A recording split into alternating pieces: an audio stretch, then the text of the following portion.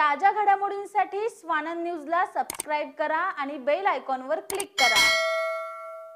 एकनाथ शिंदे यांच्या स्नेहभोजनाला जाऊ नका असं काही लोक त्यांच्या आमदार, खासदार आणि नेत्यांना मेसेज करून सांगतात। परंतु शिंदे साहेबांनी जपलेल्या ऋणानुबंध आणि मैत्रीच्या संबंधांमुळे इतर पक्षांचे नेतेही स्नेहभोजनाला येतात।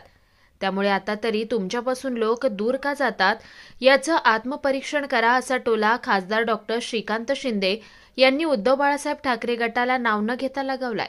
ऑपरेशन टायगर बघा, कालच एक प्रवेश झाला माजी आमदारांचा।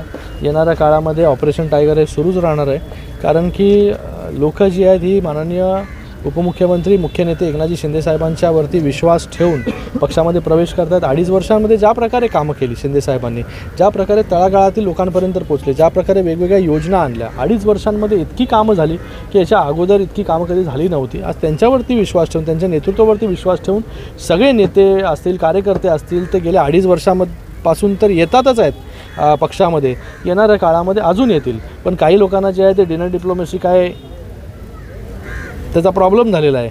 काही लोक मेसेज करून आपापल्या आमदारांना, खासदारांना सांगतात की आवर्जून तुम्ही जाऊ नका, त्यांना जायचं असतं, पण ते सांगितल्यानंतर पण जे लोक आहेत ती आमचा एक ऋणानुबंध जो आहे, जो ऋणानुबंध ते लोक स्थापन करू शकले नाही त्यांच्या कार्यकर्त्यांबरोबर, त्यांच्या नेत्यांबरोबर, त्यांच्या आमदारांबरोबर, खासदारांबरोबर, तो आम्ही स्थापन केलेला आहे। आमची एक मैत्री आहे, त्याच्यामुळे ते मैत्री खातर येत असतात। पण प्रत्येक गोष्टीमध्ये त्यांना पॉलिटिक्स जर दिसत असेल तर मला वाटतं हे कुठे ना कुठेतरी थांबलं पाहिजे।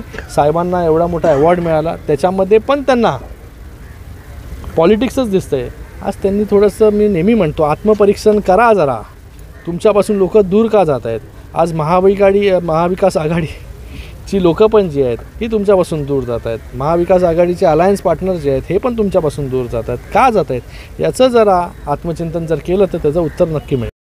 निखिल चव्हाण, स्वानंद मीडिया, अंबरनाथ। ताज्या घडामोडींसाठी स्वानंद न्यूजला सबस्क्राइब करा आणि बेल आयकॉनवर क्लिक करा।